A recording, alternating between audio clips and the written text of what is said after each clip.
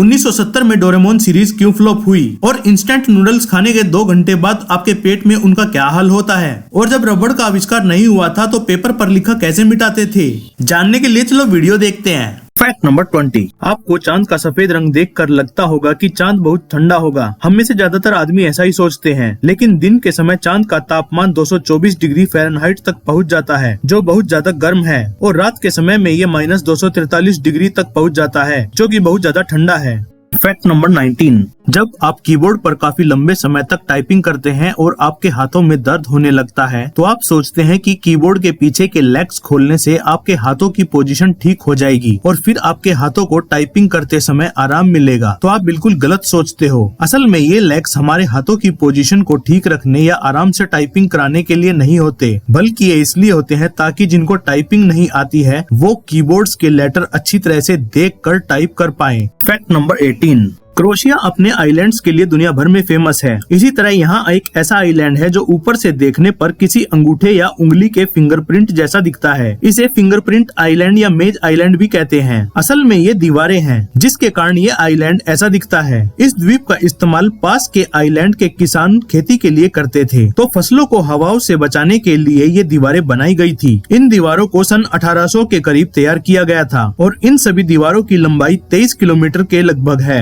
इन्हीं दीवारों के कारण ये आइलैंड ऊपर से देखने पर फिंगरप्रिंट जैसा लगता है। Fact number 17। कंस्ट्रक्शन साइट पर 2 तरफ से ऑपरेट होने वाली इस मशीन को देखते ही हमारे मन में इसका नाम जेसीबी आता है, लेकिन इसका असली नाम बैकहो लोडर है। जेसीबी की full form Joseph Cyril Bamford है, जो इसके इन्वेंटर हैं और कंपनी का नाम भी है। और इसके पीले रंग होने की वजह ये है कि पीला रंग कम रोशनी में भी साफ नजर आता है, जिससे अंधेरे में भी पता चल जाता है कि सामने जेसीबी मशीन खुदाई कर रही है। Fact number 16। आज के समय में ऑनलाइन शॉपिंग काफी कॉमन हो चुकी है और कोरोना के समय में भी लोगों को अपनी जरूरत का सामान घर पर ही ऑनलाइन डिलीवर किया जा रहा था, लेकिन कई बार ऑनलाइन शॉपिंग करना मुसीबत बन जाती है। ऐसे ही परेशानी का शिकार हुए यूके के वेल्स में रहने वाले डेविड और उनकी वाइफ। इस कपल ने 6 महीने पहले ऑनलाइन एक सोफा ऑर्डर किया था, जिसकी कीमत 2700 यूरो यानी 2,70,000 के करीब थी, जिसकी डिलीवरी अक्टूबर में होनी थी, और इसलिए इन्होंने अपना पुराना सोफा भी बेच दिया था। लेकिन कंपनी ने इनकी डिलीवरी 6 महीने बाद करवाई, और वो भी आरामदायक सोफे की जगह 2 लकड़ी की कुर्सियां भेजकर। जब इस कपल द्वारा इस कंपनी की शिकायत की गई तो कंपनी कहती है कि कुर्सियां इन्हें अल्टरनेट के तौर पर दी गई है, सोफे की डिलीवरी जल्द ही कर दी जाएगी। दोस्तों, अगर ऑनलाइन शॉपिंग के दौरान आपके साथ भी कुछ ऐसा ही हुआ हो तो कमेंट्स में जरूर बताना। Fact number 15। ब्लूटूथ को ब्लूटूथ क्यों कहा जाता है और उसका लोगो का डिजाइन किस तरह किया गया? तो ब्लूटूथ को अपना ये नाम राजा हेराल्ड गोर्मसन से मिला है, जिनका निक नेम ब्लूटूथ था क्योंकि उनका एक दांत खराब होकर नीला दिखता था। राजा हेराल्ड ने अपने शासनकाल में कई राज्यों को एकजुट किया था। इसी तरह ब्लूटूथ भी एक शॉर्ट रेंज में बहुत से डिवाइसेस को कनेक्ट करता है, और इस तरह ब्लूटूथ को उसका ये नाम इंटेल के जिम कार्डियक ने राजा हेराल्ड से प्रेरित होकर रखा था, और ब्लूटूथ का लोगो भी किंग हेराल्ड के इनिशियल को मिलाकर ही बनाया गया है। Fact number 14। अगर पार्टी करते वक्त आपने भी प्लास्टिक सोलो कप्स का इस्तेमाल किया होगा तो आपने नोटिस किया होगा कि उसमें कुछ लाइंस होती हैं। असल में ये लाइंस ड्रिंक्स की क्वांटिटी के हिसाब से बनी होती है, जैसे कि शराब के लिए सबसे नीचे वाला पोर्शन होता है और बीच वाला हिस्सा वाइन के लिए होता है, और अगर आप बियर या कोल्ड ड्रिंक यूज करते हैं तो इसके लिए सबसे ऊपर वाली लाइन होती है। Fact number 13।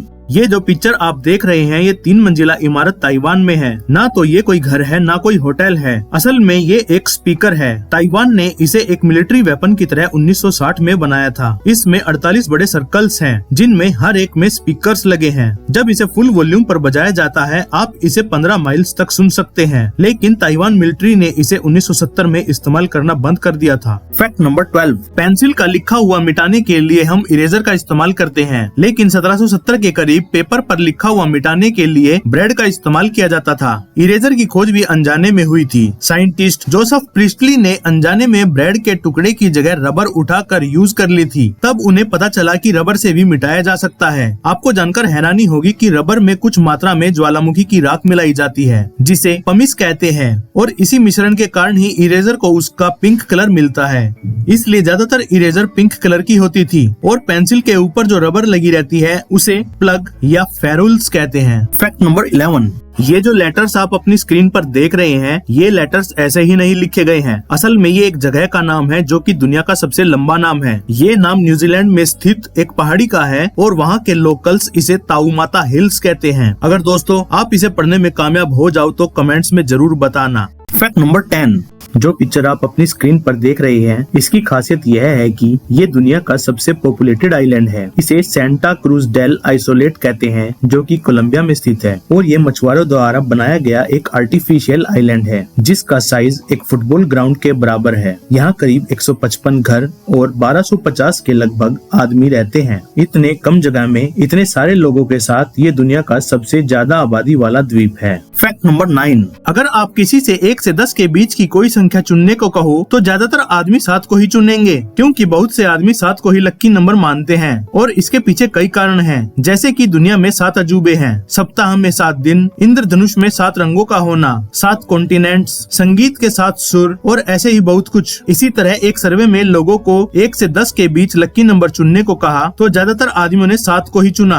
अब कुछ लोग इसे गणित के हिसाब से लक्की मानते हैं और कुछ अंधविश्वास के कारण। आप 7 नंबर को किस तरह लक्की मानते हैं कमेंट्स में जरूर लिखना। Fact number 8, online food delivery, घर बैठे बैठे खाना मंगाना आज के जमाने की सबसे बड़ी सहूलियत है। अगर आपका कुछ खाने का मन हो तो रेस्टोरेंट जाने की जरूरत नहीं, इसके लिए एक क्लिक ही काफी है। अब ये तो हुई नॉर्मल फूड डिलीवरी की बात, लेकिन क्या आपको पता है कि दुनिया की सबसे महंगी फूड डिलीवरी के बारे में? तो दुनिया की सबसे महंगी फूड डिलीवरी उबर ईट्स के जरिए अंतरिक्ष में की गई है। अंतरिक्ष में खाने की ये पहली डिलीवरी है। इसे जापानी अरबपति युसाकू मेजावा, जो कि एक बिलियनियर है, उन्होंने खुद ये फूड डिलीवरी अंतरिक्ष में पहुँचाई है। इसके लिए उन्होंने 9 घंटे की रॉकेट यात्रा की और ISS के अंतरिक्ष यात्रियों तक खाना पहुंचाया। अब आप इस महंगे खाने के बारे में जानना चाहेंगे तो आपको बता देते हैं कि इस फूड डिलीवरी में मीठी चटनी में पकाया गया मीट था, जो कि अंतरिक्ष यात्रियों के लिए बिल्कुल सुरक्षित था। फैक्ट नंबर 7, टेडी बियर को उसका ये नाम कहां से मिला? इसके पीछे की कहानी ये है कि 1902 में प्रेसिडेंट थियोडोर रूजवेल्ट ने एक यात्रा के दौरान उनके गाइड ने एक भालू को पकड़कर पेड़ से बांध दिया और फिर राष्ट्रपति को उसे शूट करने को कहा, लेकिन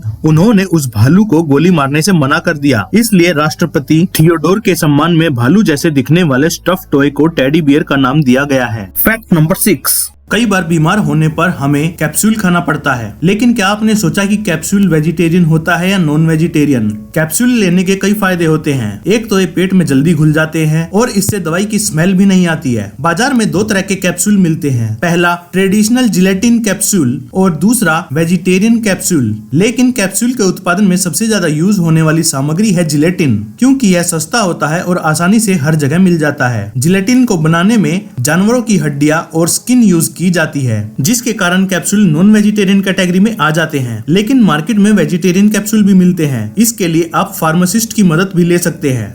फैक्ट नंबर 5, दुनिया का सबसे पहला टेक्स्ट मैसेज क्या था? इस मैसेज को किसने भेजा था? इस मैसेज में क्या लिखा था और इसे किस नेटवर्क से भेजा गया था? तो आपको बताते हैं कि दुनिया का सबसे पहला टेक्स्ट मैसेज वोडाफोन नेटवर्क पर किया गया था। इसे नील पॉपवर्थ ने कंप्यूटर से अपने दूसरे साथी रिचर्ड जार्विस को भेजा था। रिचर्ड जार्विस तब कंपनी के डायरेक्टर थे और ये SMS ऑर्बिटल 901 हैंडसेट पर भेजा गया था। अब आपको बताते हैं कि इस मैसेज में क्या लिखा था। इस मैसेज में 14 कैरेक्टर्स का इस्तेमाल करके क्रिसमस की शुभकामनाएं दी गई थी।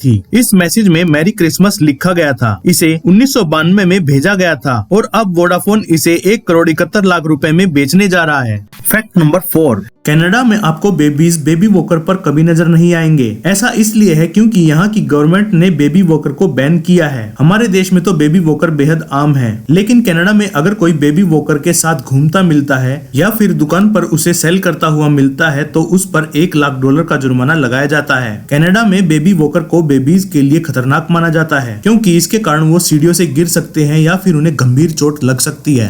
फैक्ट नंबर 3, बबल रैप का आविष्कार 1957 में इंजीनियर एल्फ्रेड फील्डिंग और मार्क चौहान्स ने किया था। उन्होंने 2 शावर कर्टेन्स को जोड़कर इसे बनाया था। बबल रैप को वॉलपेपर के तरह यूज करने के लिए डिजाइन किया गया था, लेकिन यह आइडिया फ्लॉप रहा और फिर लोगों ने नोटिस किया कि बबल रैप में चीजों को लपेटकर सेफ रखा जा सकता है। फिर इसका पर्पस ही बदल गया और आज बबल रैप का इस्तेमाल पैकेजिंग में बड़ी मात्रा में होता है। फैक्ट नंबर 2, डोरेमोन एक ऐसा कार्टून है जिसे सब पसंद करते हैं, चाहे वो बच्चा हो या बड़ा। लेकिन 1973 में डोरेमोन सीरीज को बहुत कम या कहीं ना के बराबर पसंद किया जाता था। इसके पीछे कई कारण थे, जैसे कि पहले वाली सीरीज का नोबिता बिल्कुल बदतमीज और लोगों को परेशान करने वाला था और एक एपिसोड में तो वो जियान को चाकू से मारने की कोशिश भी करता है। और जब डोरेमोन पहली बार नोबिता के मोम और डैड से मिलता है तो वो उसे बर्तन फेंक कर मारते हैं और नोबिता डोरेमोन को छोड़कर भाग जाता है। और न्यू सीरीज में डोरेमोन किसी को चोट नहीं पहुंचाता, लेकिन पुरानी सीरीज में डोरेमोन जियान को अपने गैजेट की मदद से एक फैक्ट्री की चिमनी में डालने की कोशिश करता है और पुरानी सीरीज में जियान की मोम की डेथ हो जाती है और जियान अपने डैड की पिटाई भी करता है। तो आप समझ सकते हैं कि ये सीरीज उस टाइम क्यों फ्लॉप हुई होगी।